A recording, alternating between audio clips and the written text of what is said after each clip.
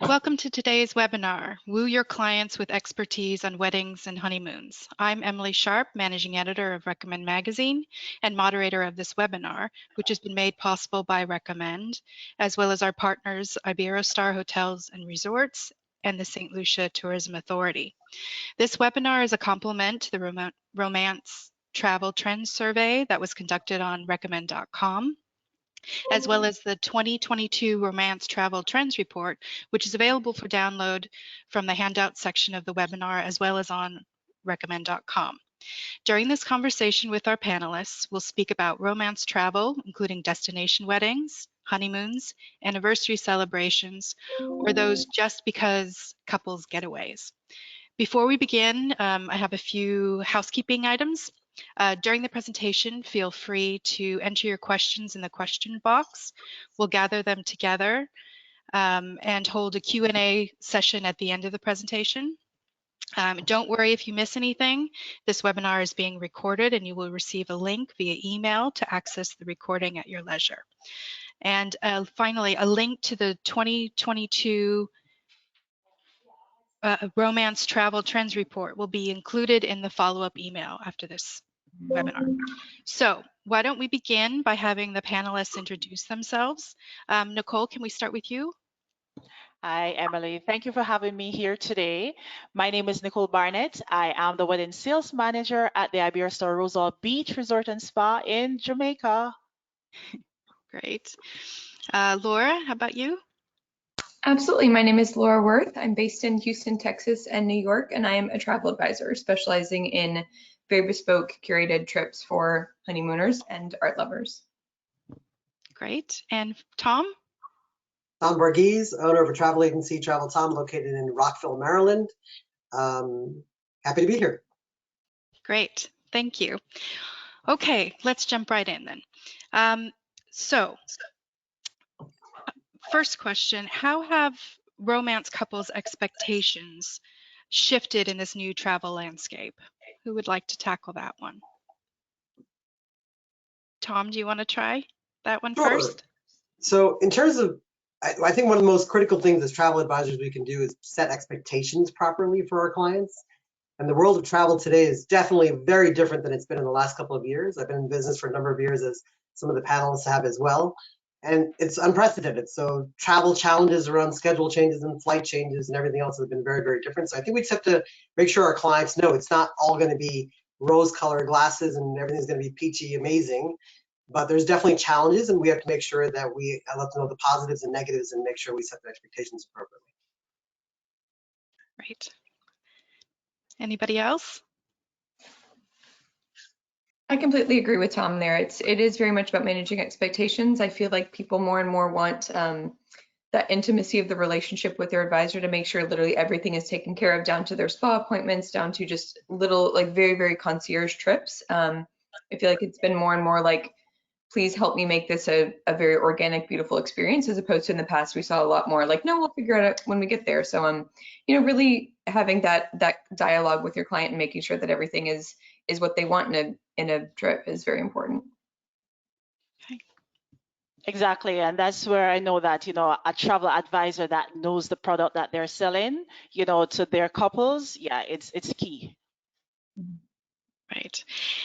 And what are you seeing, like in terms of, let's talk about destination weddings, because a lot of couples postponed their weddings because of the pandemic. What are you seeing? What are they requesting now that maybe they haven't been, that they didn't request prior to the pandemic? And what are those, and how are you catering to those needs?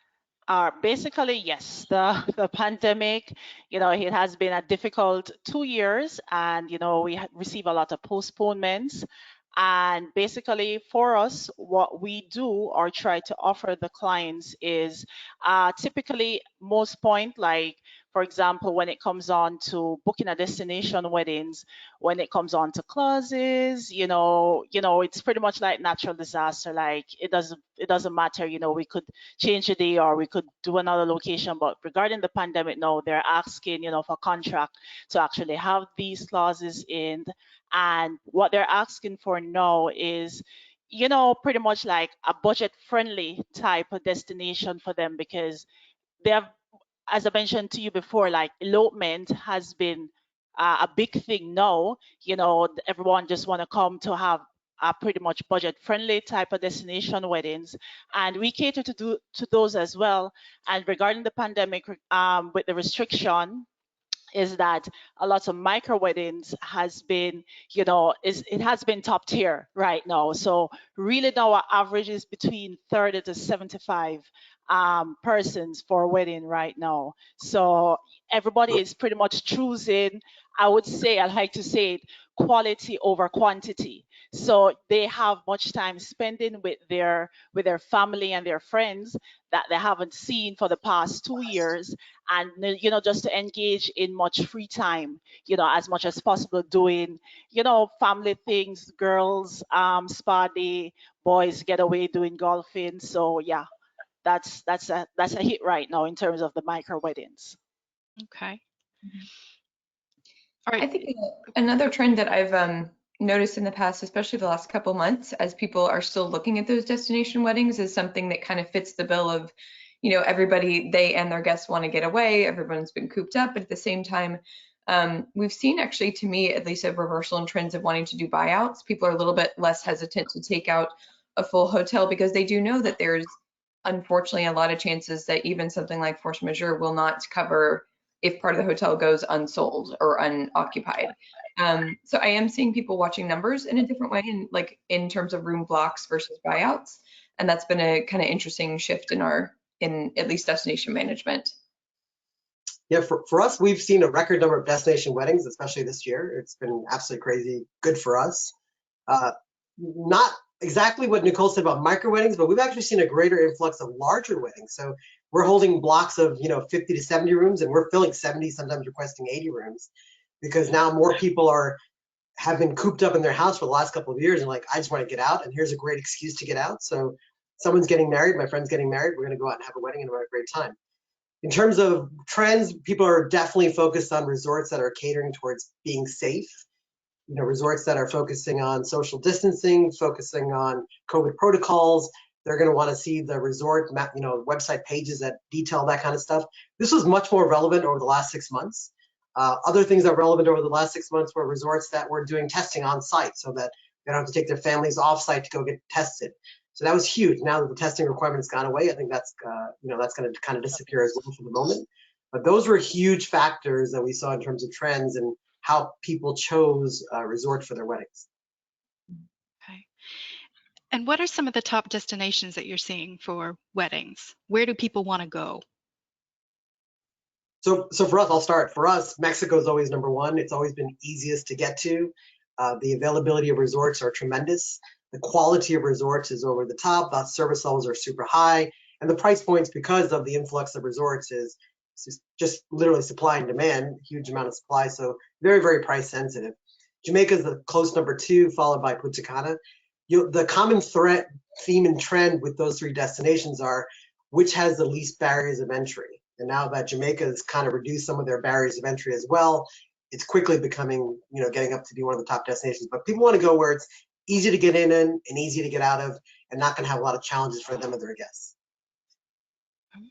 100% agree with Agree. that. Yeah. Mexico was huge for us, especially with the testing requirements alone, and that they were a very accommodating culture. I mean, you can get a lot of direct flights, but you can also cater to people's taste there in a different way. We saw quite a bit of Costa Rica, and we saw quite a bit of Bahamas, like Bahama. Yeah, Mexico was a top seller during the pandemic because, there wasn't a lot of restrictions in terms of getting in. Okay. What about honeymooners? What are they looking for? What are their needs now? I mean, they've changed since the pandemic. We would like to Laura, I'll do you start want to? there. I mean, I think it goes without saying that all of us dealt with, some form of, okay, we got married during 2020, but now we're tackling our honeymoon now. I feel like in an odd way, there's been so much more thought going into where they want to go. previously I felt like it was almost a reactionary, okay, we're getting married in this place, so we're going here, or we've got this much time off for work, so we're going to force in a trip. So it was a little bit more, let's just pick a place and go. And now couples are spending a year or two going, okay, we've waited this long, we really want to do Greece, or we want to do the Mediterranean, and they want to do a little bit more slow than before. I think that's also a work-life balance, if people are able to take off time and work remotely. So at least on my end, I'm seeing a lot of wanting to take a much longer vacation, 2-3 weeks. And yes, they'll work some, but having it be multi-destination. That is definitely another trend in my world, is that honeymooners are wanting to go multiple places, as opposed to just, let's go to Watercolor and back, let's go to Cabo and back. It's now, well, let's do Cabo, San Miguel, like do a little bit of a tour. So that's a major trend that I've seen. Yeah, so for the last couple of years, because Europe has pretty much been shut down, our honeymooners are focused predominantly on the Caribbean and Mexico, because it was relatively easy to get to. So with the South Pacific being shut down, Europe being shut down, Southeast Asia being shut down, we were kind of limited to where we can put it in. But now Europe has come back with a strong, strong passion. So we're seeing a lot of honeymoon trends going to Europe, back to Greece, back to Italy, back to Spain and France. So that's come back with a real strong passion, which is great. I'm a little concerned about all the logistics and the flight challenges that are happening these days, but there's nothing we can do about that. But again, setting expectations, letting our clients know that these things can happen. But trending wise, I would still say a good percentage is still going to be warm, tropical, beachy, relaxing, want to be pampered. That's the Caribbean and Mexico, Costa Rica. But then we're going to see these adventure clients opening up to other destinations now as well. Yeah, I mean, for us in pretty much Jamaica is that, during the pandemic, when most of the weddings were postponed, some they basically get married, in their state, and they'll just use that time to come to Jamaica and honeymoon. But yeah, Europe is usually a big deal when it comes on to honeymoons. And are you also seeing longer people wanting to stay for longer periods of time? Yes, yeah, they're doing. I mean, in the past we used to get probably like 4 or 5 nights. They're extending now. Doing 7 or 10 nights.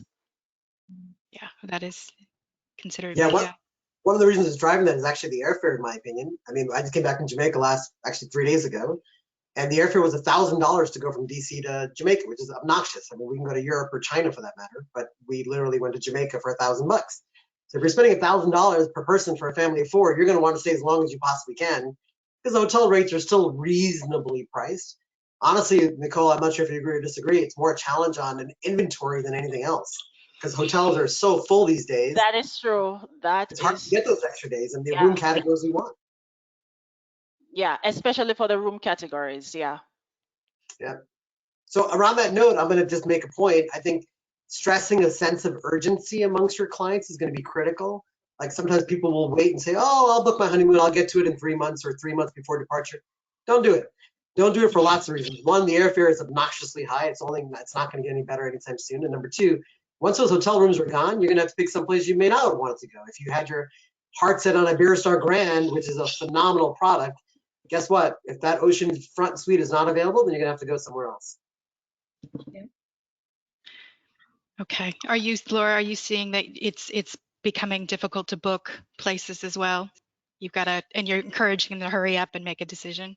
Absolutely. I almost didn't want to comment in terms of like, it's a help us help you sort of thing of, please do book now. I mean, book, the sooner you can be ahead of things. Look at cancellation policies, of course, that will protect you, that will comfort people with the idea that maybe if you want to change your mind, you can, if you're worried about committing, but absolutely get it while you can. And it's also really helps our hotel partners to know what are they looking at in the scope of their next few months, what their next quarter is going to be. So I 100% agree with what Tom said. The earlier you can book and get the rooms that you want, that's critical these days. Yeah, and with the rooms, a lot more clients are now focusing on more private, more experiential experiences or room categories. So things with private pools, things with their own jacuzzi on the hot tub.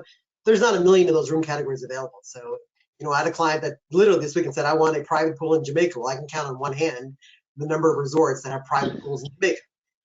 None of them were available for her date. So it's too bad. But my point is, get out there and get what you need. Get it quickly. Limited edition. That's And so do you see some of these, which of these trends, with maybe the longer stays and the needing to book quickly, do you see these and some of the destinations, like the popular destinations like Mexico and now Europe that's opening back up? Do you see these trends something that's going to stick around, or do you see them evolving? What are you seeing that has happened recently that you feel like this is going to be the future? You're going to have to expect this for people looking for romantic getaways. Tom? Honestly, for warm, tropical, beachy, Caribbean, Mexico type of destinations, our average length of stay is roughly about a week. For Europe, it's roughly 10 to 14 days. I'm not certain that's going to be significantly different than those averages, in my opinion, anyway, for our clientele. I think for Europe, it's still going to be that length of time, primarily because there's that fine line between quality versus quantity. I'm not sure about you, Laura, but my number one requirement that I always hear is I want a 2-week vacation, but not everybody takes 2-week vacation because it's expensive. So they'll go 10 or 12 days and be higher quality, then go 14 days and be in a crappier place. So length of time, I think, is important, but budget typically dominates or dictates where they're gonna, how long they stay. Yeah, and that's another area to tag on with that with John is with Tom is also managing those expectations is you'll have that couple that, they've been pent up, they've saved up their money. So we are seeing people kind of go big on vacations right now because they haven't spent on travel. So they're willing to not just time wise, but they'll maybe go for that extra suite or something. But I do still think there's a bit of a naivete about like what rates and what a vacation really does cost. This may be the hotel, but if you're going to be in Greece, you need to know this to make it a full experience.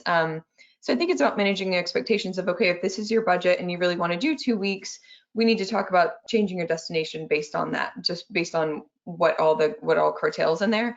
To that point, I think it will probably die off a little bit in the next couple of years of people wanting to kind of get back to it being more managed. But because people have that 2 years of a little bit of savings, I think they're wanting to go big a little bit more lately. Okay. What about, are you seeing, what are some of the most unique offerings you've seen your partners offer when it comes to destination weddings? Like what are some of the different things that your people are requesting that maybe you haven't seen before? Typically, well, for us, in terms of with our partners, if when it comes down to a wedding, of course, and they're doing a destination weddings, is really most times to cut costs because everybody has a budget, and typically, they ask basically on concessions, like, I'm bringing this group, pretty much, what can be offered, perks. So, with us, and our partners is that, we try to meet those needs for our clients. So, we throw in perks, giving private cocktail hours or giving a room upgrades and, complimentary bottle service, just things that can actually, show them that we appreciate the business as well. And, based on the pandemic that happened, it's just something in terms of comforting that, you're traveling and they really appreciate the business. Of course we do, but, something that they can look forward to, and as well for their guests as an experience, because these couples not only want to get married, but actually just to create an experience for their guests as well. And Mm-hmm. I'll 100% agree, especially with the experience. And that's what my first thought went to was, just destination weddings have always had that kind of built-in backdrop of, the beauty of being in Mexico or, wherever you may be. I'm seeing more and more of like, I'll call it wanting to have like build your own town sort of thing. Like people will want to like really get into a community and like take out a town square and like feel like you're not just in Capri because you're in a hotel, but like take out that whole town square and like be a Capri, local. I mean, I'm seeing a lot of like really wanting to immerse in the culture. And maybe that's some bespoke elements that I've seen, but I just feel like when people want to get away, especially destinations, they really want to be there fully. And we're seeing this very unique, like wanting to cater all the amenities to the local more local more. The bride and groom having it be very intimate details with their friends, notes delivered to each person. So I feel like there's an added level of just a very, very intimate interaction between the guests who are attending and then what the bride and groom are trying to provide for their guests in terms of a feel of, it's not just a 2-3 day escape to whatever destination. It's maybe closer to 4 days and like a lot of local flavor and intimacy involved, which is really neat. It's a trend that I've enjoyed. Yeah. Hotels are really embracing that concept to try to differentiate themselves from other hotels, which is not a bad thing because then they all raise the bar a little bit, right? So things like, having a churro cart outside or having a margarita or whatever fancy cocktail or cocktails named after the bride and groom, or even, a drummer or a steel drum band, right? So different things that sets those weddings apart. Cost is a huge thing for destination weddings these days. I think that's one of the reasons why our wedding business has gone up through the roof.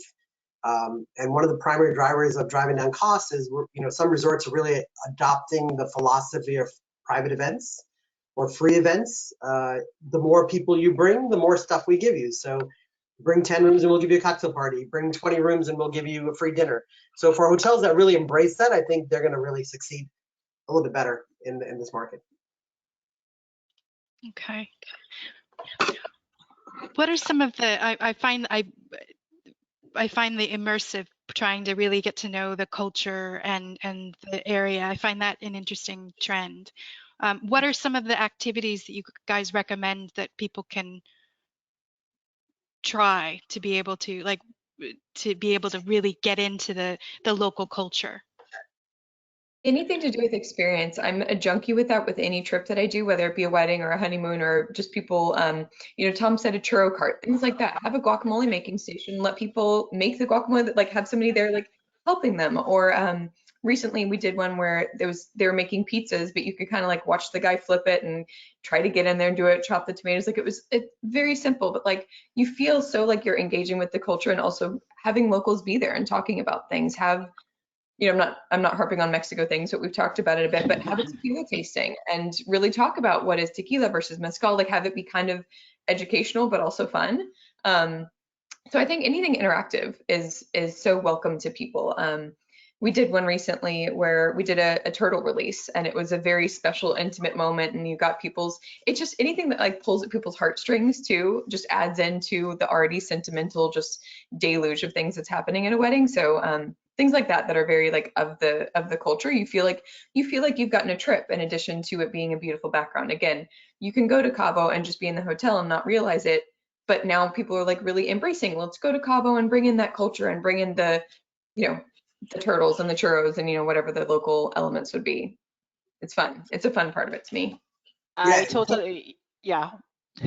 I totally agree, Laura, because with destination weddings on a whole, like, when you're choosing to get married, you're thinking about your destination, where to go. So if they say Jamaica, of course they're going to incorporate some of the, something Jamaican, steel drum band, the reggae band, they're going to do fun stuff like, taking Bob Marley shots, try to learn more about our culture, doing field days like, off the resort, going to an excursion, at least to actually interact with the people, as Tom mentioned earlier, like he learned some words. So it's just the engagement, creating that experience, it's really mind blowing. So we have learned over the years, not necessarily about weddings, but creating experiences is a big thing. And that is what's trending right now. Yeah, we just came back from Jamaica a couple of days ago. My son turned 18 a couple of months ago, so he's of course legal now in Jamaica. Fortunately, he learned what a Bob Marley shot was in Jamaica, so it was fun. Right, but talking about experiences, I mean, I think that's one of the things that travel agents just sometimes don't think about. They think about the wedding and all the things that are surrounding the wedding, but guess what? The guests are going to do the tours. They're going to do the experiences. So plan those things, and that's a good way to not only make some extra money for you, but that's stuff that people remember. I mean, everybody will remember resort somewhat, but they're never going to forget climbing Dunn's River waterfalls. They're never going to remember doing a bobsled ride and Mystic Mountain. We just came back from Jamaica, like I said, and we did all those things, and we went with a group of people. They said that was some of the best things that they've ever done. So that's the stuff that not only your clients will remember, but you also have an opportunity to make a little bit extra cash.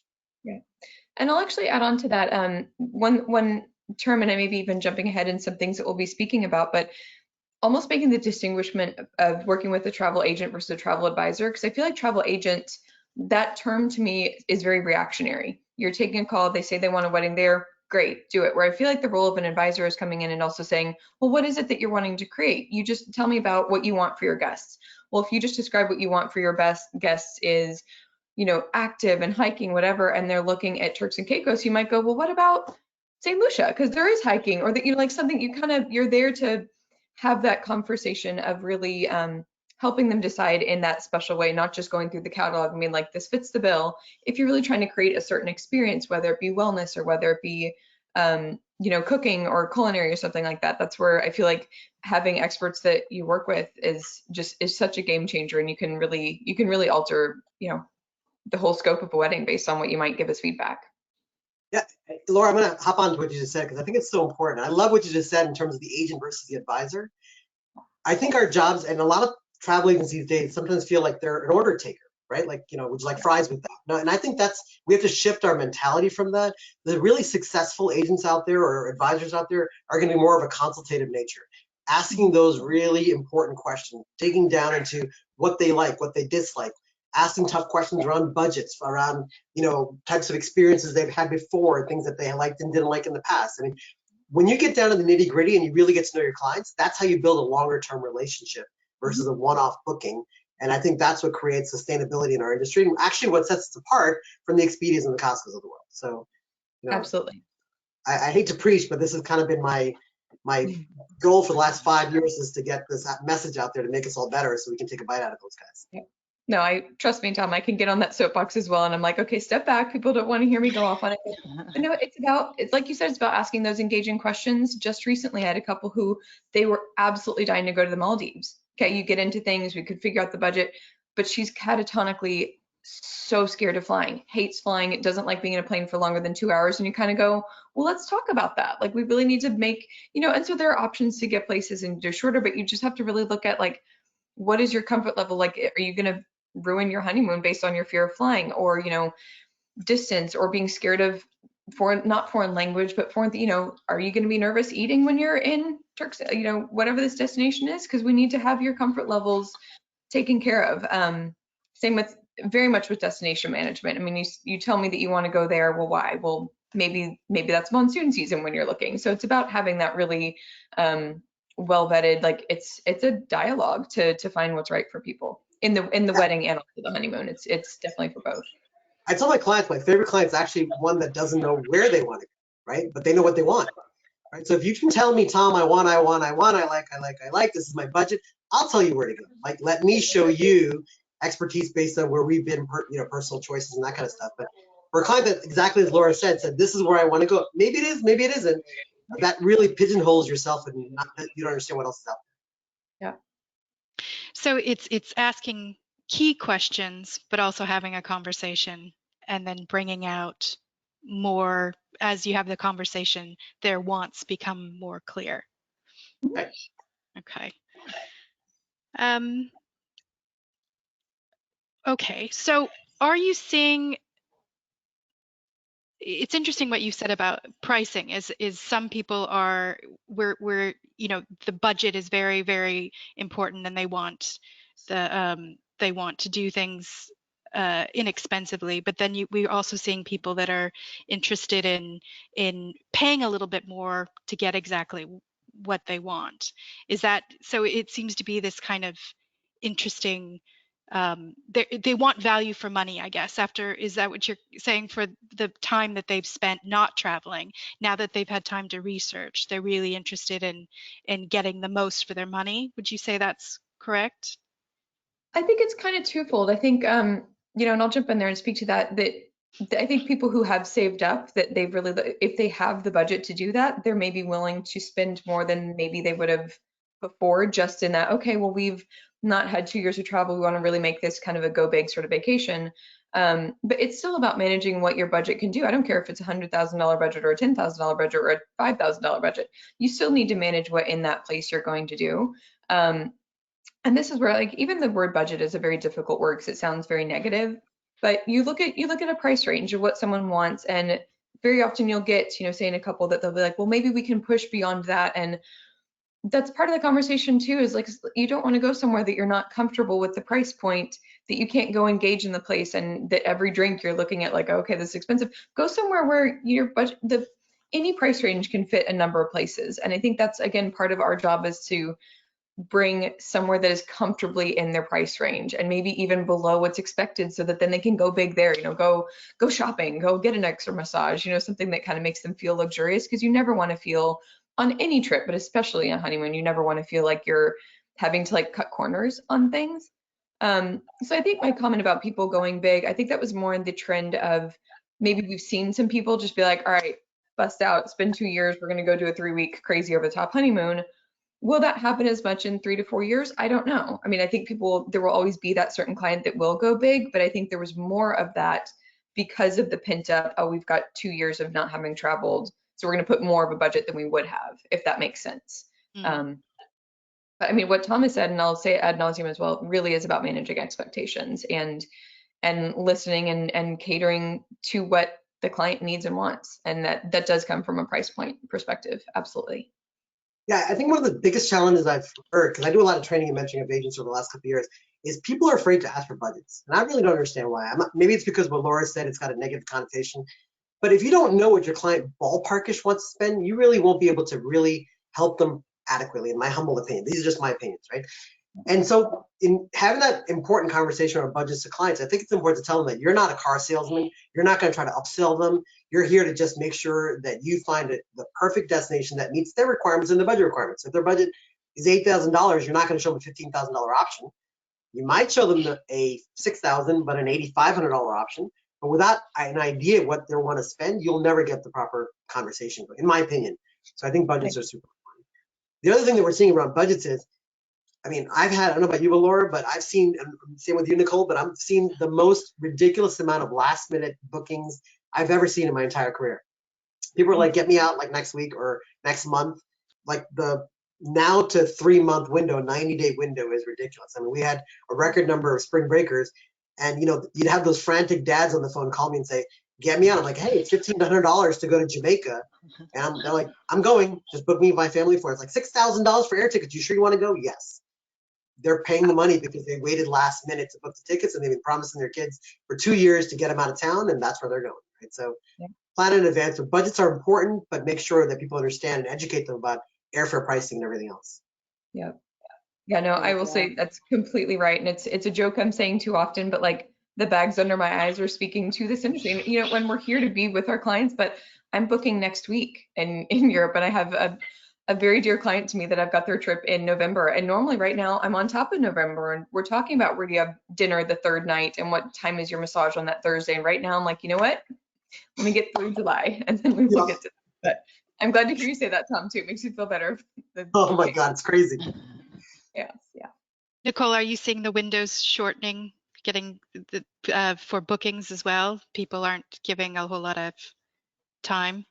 Yeah, and that comes in play when it comes down to elopements, because elopements are being, spontaneous these days. So yeah, they're checking, for availability, or pretty much they'll book their rooms and they'll ask, what dates do you have available, for a wedding. So yeah, we actually have been seeing, quite a few of those.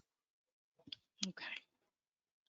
And are you seeing more, we haven't been talking about anniversaries, I guess. Are you seeing more people booking anniversary trips that maybe they wouldn't, maybe not a big anniversary, but it's an opportunity to just get out there and go and see something and do something?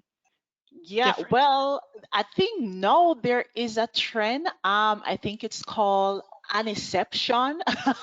So I was well, someone was educating me on that, is that, with the pandemic starting in 2020, and they have their wedding plan, so they decided to get married back home. So I think we had 2 since the start of the year where they actually booked their celebration. So they didn't do a formal ceremony. They just have a celebration with, family and friends that decided to join them, on the 1-year anniversary, from, when they get married during the pandemic. So I think there's a little trend coming there. That's actually one of our largest trends in this past year and a half. has been converting the anniversary trip to a group trip, or converting a birthday trip, a milestone birthday trip to a group trip. Like, why are you going? Don't you think all your friends may want to join you and have fun? So now instead of just one room booking, we're going to have 3 to 5 rooms going to celebrate that person's anniversary, or to celebrate that person's 40th birthday, or whatever the case might be. But that is the single biggest trend we're seeing right now, is converting the single bookings to multi-room bookings. And we're like, oh yeah, that's a good idea. I mean, it's no harm, no foul. And in some cases, a lot of hotels will give you small group concessions, including a free room, if you bring a certain number of people. So you throw that idea in front of them and say, hey, bring 9 of your friends and you get to go for free. Heck yeah, they're going to try to do that. Exactly. Yep. I had one like that in May. You know, I thought that she was coming alone. And then, you know, when she wanted some dinner reservation, she was like, you know, 5 more rooms are coming. I'm like, okay, yeah. Yep. And are you seeing more just because we're going, just because we want this a time romantic getaway, but just because nothing, you know, particularly celebrating, it's that travel, we want to get back into travel. Ooh. Yeah. Okay. Fears of staying at home does that to you. Yes. Okay. So do you have tips for people for travel advisors thinking to enter the romance market? What would you, you know, first timers that want to dip their toes in this area and make a, you know, and start, what would you say? What advice would you give them? I mean, I think one of the first things I would say to that is, well, obviously there's the requisite, you need to do your research, start finding out the popular destinations, you know, do a background check before you really get in there. But it's always a fun area of the market to get into, because you're always working with someone who's really excited about their trip. Like, it's not a trip that's stressful, like, oh, I'm trying to take my family because the kids are on summer. Like, not to say that all vacation isn't stressful, but you're working with 2 people who, like, it's all about joy. It's all about pampering. It's all about, like, it's such an opportunity for us as advisors to also make our difference and have that intimacy in that relationship, and just making it special for them. I mean, what's not fun about working with a hotel on champagne and, you know, like all the things that you can make it extra special. So it's you know, it's maybe not exactly what you'd say to a first timer in terms of like advice, but it's a great part of the industry to work in. And those relationships you establish for a long time, and they become long-term clients. And, you know, I think as long as you do your diligence research, start visiting properties, you know, educate yourself to the point of knowing that in a conversation you can instill that sort of confidence of you as an advisor. Like you say, you know, when somebody wants to have a private pool and go to Jamaica, well, you kind of need to know quickly, you know, what are some hotels that I can suggest that would have private plunge pools looking at the ocean, that it doesn't monsoon in August. You know, the sort of details that you quickly go, great, I'd like to send you this location. And that's the sort of, you know, background research that you do need to know, that I think is a little bit more bespoke to honeymoons, is kind of knowing the products that you can sell differently, knowing what a couple romantically would want as opposed to a family per se. Okay. I'll add to that. I mean, there's a couple of things that I think are important. I think your question's around what should we tell newbies, right, about this market. So romance market was 90% of our market when I first started doing this business. It's about 60 to 70%. So it's actually a recession-proof industry. People are always going to get married. People are always going to do some type of honeymoon. They may not want an ocean view in the Maldives, but they may want to do a garden view in Mexico. They're going to go somewhere. They're going to want to go celebrate somewhere. So that's why I feel it's recession-proof. And then once you book that honeymoon, there's a lot of artifacts that surround it. You have the bachelorette party. You have the anniversary trip. You have the family trip once they have kids. So like Laura said, it's a relationship that kind of keeps on going and going if you do it correctly the first time. Now, how do you do it correctly the first time? I think there's a couple of things that I would share.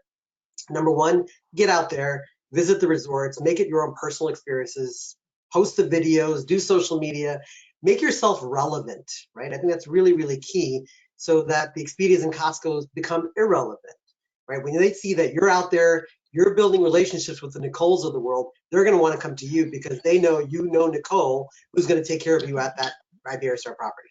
Right? You don't get that with Costco. You don't get that with Expedia. You get that with a travel advisor that has built those relationships and partnerships that are going to be able to go that extra mile for you. Number two, I think it's important to know, I hate sales with a passion, by the way. My background in Wall Street was product management and marketing. So I hate sales with like every bone in my body, and people say I'm a pretty decent sales guy. But honestly, I think you need to know sales 101. I think you need to know the sales process. I think you need to learn how to engage with the customer. You need to learn how to set timelines. You need to learn how to qualify the customer, ask the right questions. And one of the most common things I see on travel agent boards and Facebook boards is, oh, I wasted so much time giving this quote and that quote and this quote, and they never came back to me. Maybe we're not asking the right questions. Maybe you're not asking them when they want to book. Maybe you're not asking them if they want to book. Are they going to book with you? Are you asking for the business? I think that's sales 101.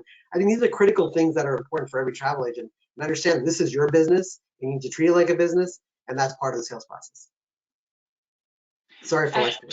Yeah, and I agreed. And also as well for newbies is that I suggest that highly educate yourself on the products. Like, there are some properties a lot of travel advisors or agents, prefer to sell. Educate yourself on those hotels. And as well, there's training for everyone. Like I can speak for Iberostar. If you're a travel agent and you're interested in terms of booking Iberostar, there is a training platform. We have BDMs in all the states. They could actually schedule a training seminar, with those travel agencies that are willing to sell the properties. So not only Iberostar, other hotels, have that same platform, and it's good to know the product. So at least when you're selling, you're confident knowing what you're selling. Yeah, I think that's a very good point. That we talked a little bit about partnership and relationship earlier. Even if you're an independent contractor and your host agency is in a different state or whatever, take the time to learn who the BDM is for your territory and build that relationship. Your learning curve will go so much further. And if your host agency is okay with that, definitely have permission of that, obviously. But make sure you establish those relationships, not only at the hotel level, but at the BDM level for those chains. Okay, great. What, this is something what would you recommend for, this is jumping around a little bit and I apologize, but this is something I had back in my mind. What would you recommend an average time would be to set aside for a honeymoon?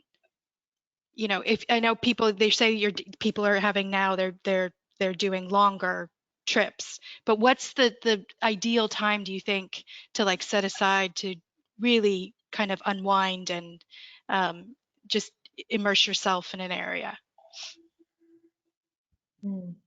Does it just depend upon their time schedule?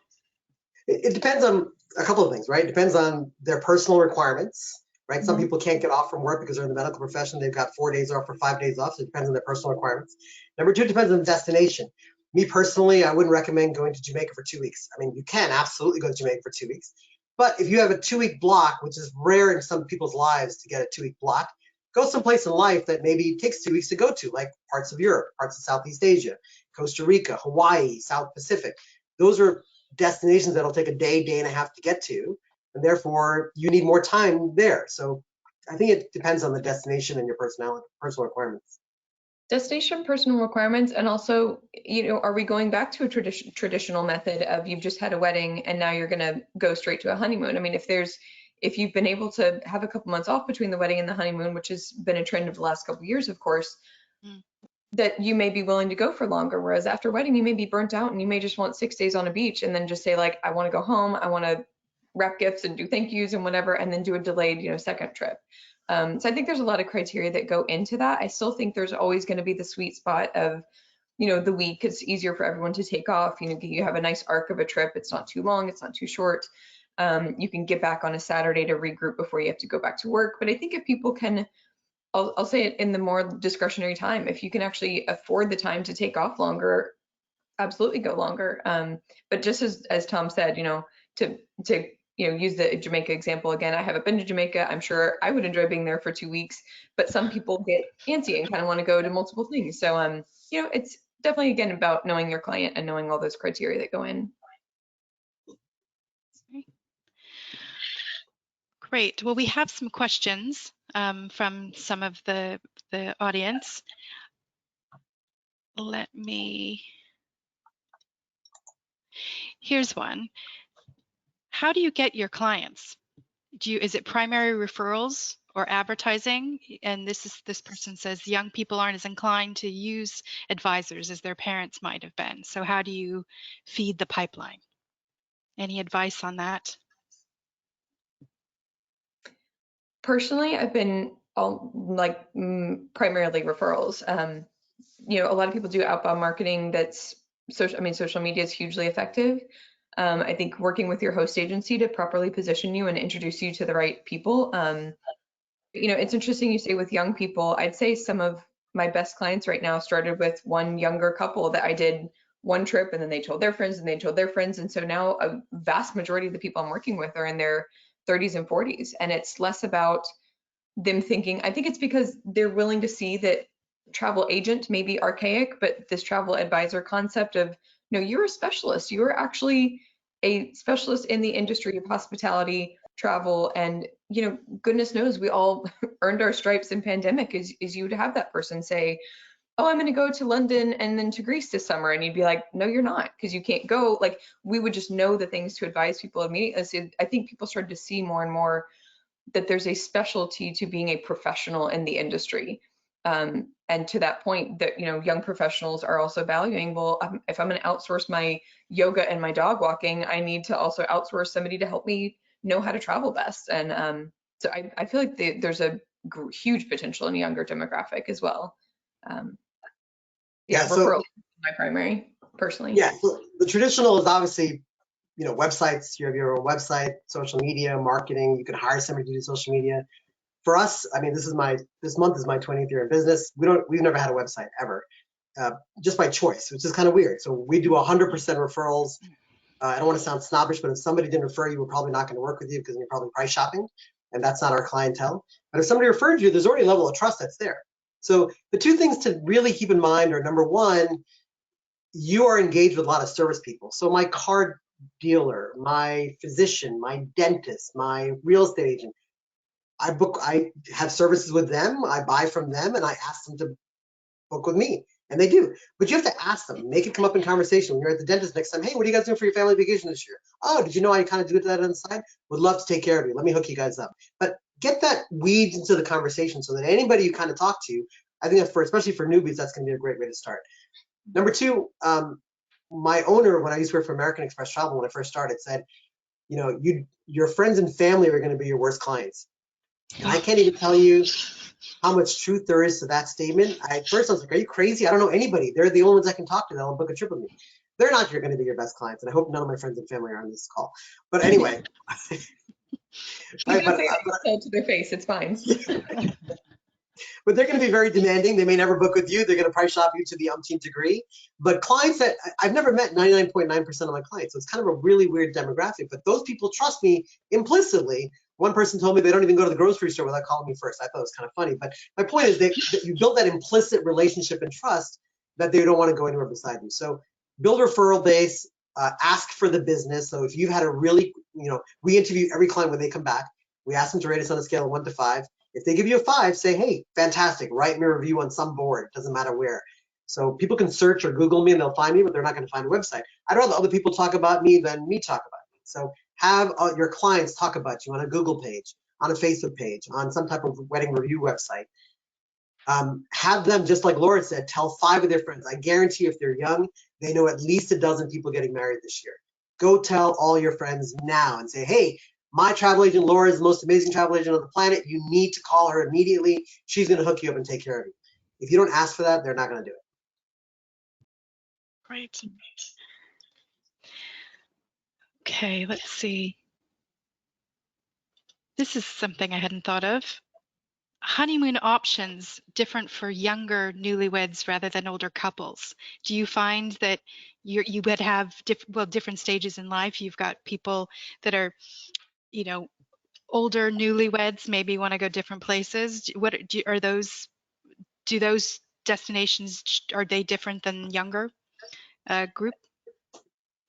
I think my answer to that would be both, but I think there's more of a tendency that if it's an older couple getting married, most likely they have traveled before to places. So there's a little bit more interest, at least from my perspective, of it being a trip that happens to be their honeymoon, like it's their honeymoon, but they're going to go to France and they want the tour and the whatever. Whereas a younger couple very often is like, I just want to go to France and sit on a beach. Like it's the younger couple maybe because they haven't done as much and maybe just want to like be young and be in a place. I don't know. To me, I would see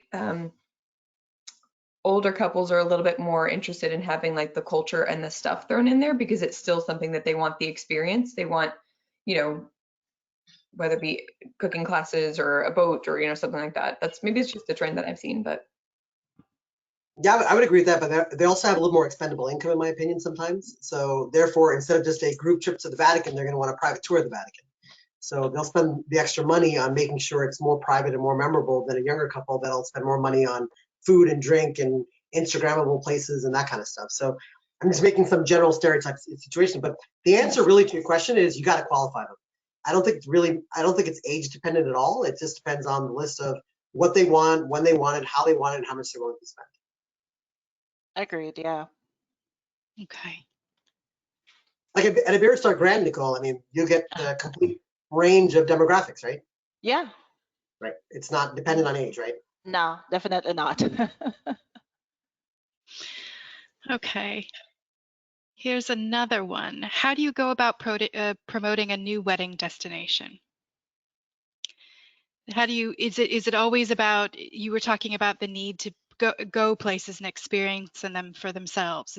I would imagine that would be a key aspect of that, is being able to sell something is to really know, experience it firsthand.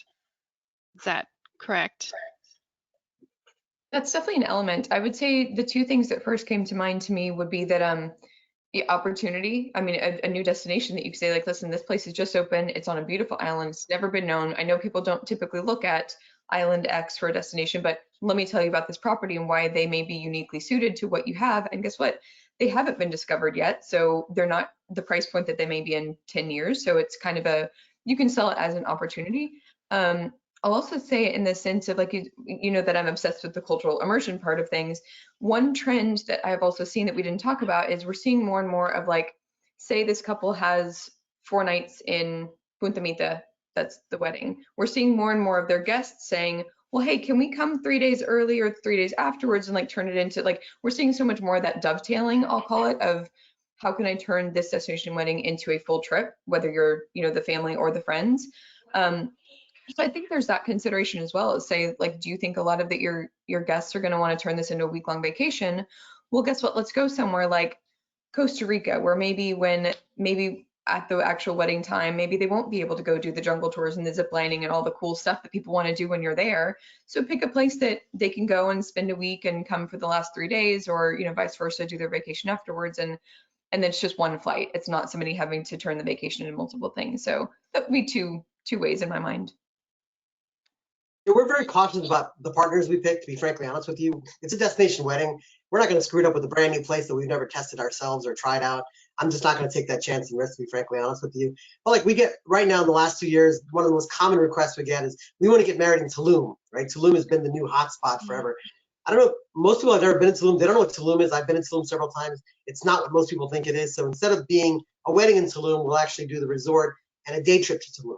So they still have the complete experience. Or we'll do a 3-day stay, just like Laura said, with their bridal party or something like that beforehand, almost like a pre-bachelor party sometimes beforehand in Tulum. But again, vet the destinations, vet your partners. I don't think you want to try something brand new for a new wedding, in my humble opinion, because this is something we're not messing around with.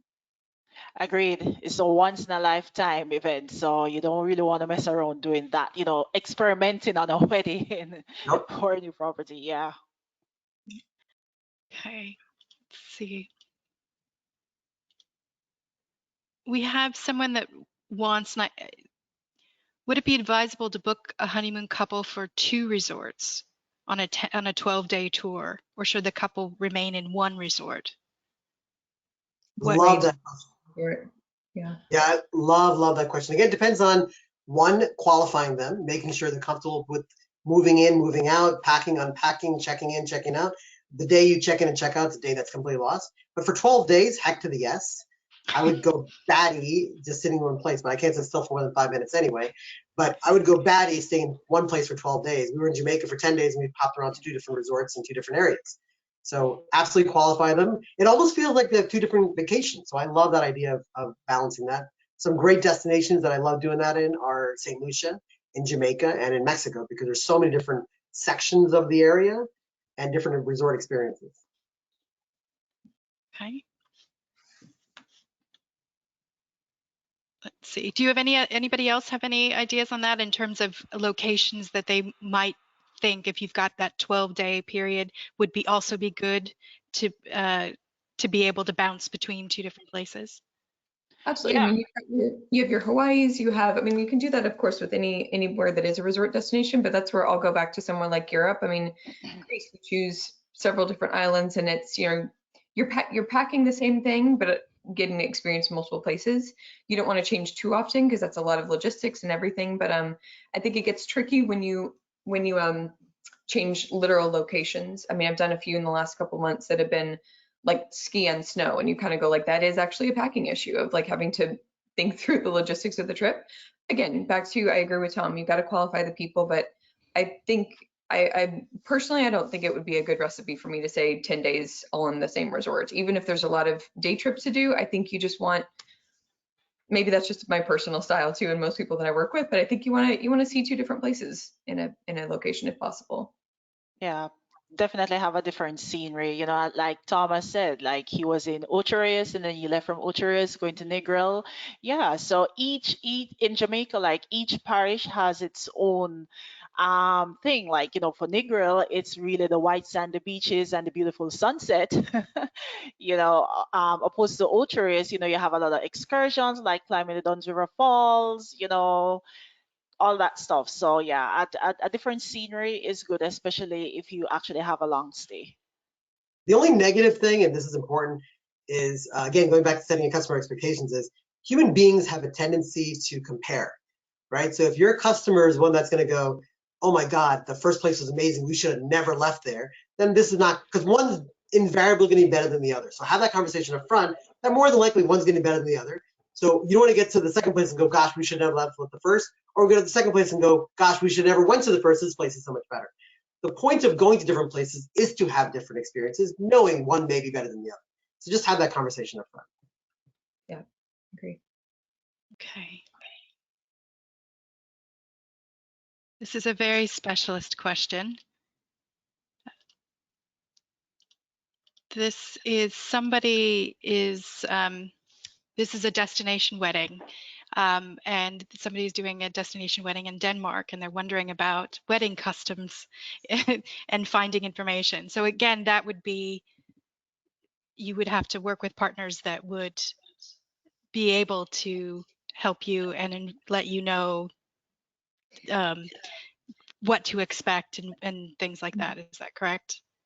Yes, I'd say customs, traditions, regulations. I mean, you get into a lot of things with destinations, like for instance, okay, are you Catholic? Are you in a Catholic country? Are you in a Catholic country that is observant of certain days during Lent where you can or cannot have a church during that time based on the Holy Calendar? That's one example of many. You get into a lot of things that are very dependent on the location. So you say like with customs, somewhere like Denmark, there may be a different way of handling the wedding or a different way of handling interacting with the diocese. So, I mean, whether it be a religious wedding or not, I don't mean to harp on religion, but that's very often where I've seen customs and traditions really get in. If you need to do your research and find out, well, on Fridays, does the church not allow weddings, or, you know, whatever that be.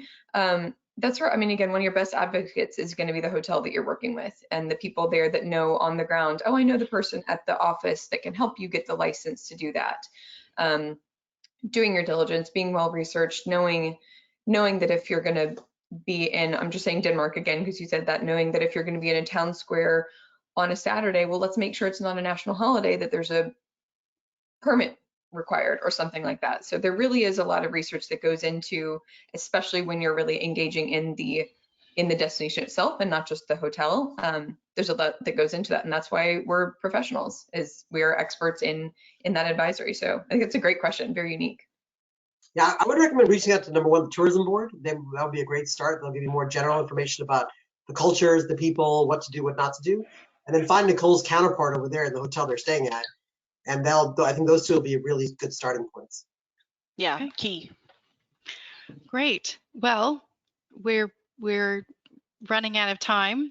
So thank you all for attending the webinar, and thank you, Nicole and Tom and Laura, for providing your expertise on romance travel. Thank you very much. Have a great day. Yeah, You too. thank you. Bye. Bye.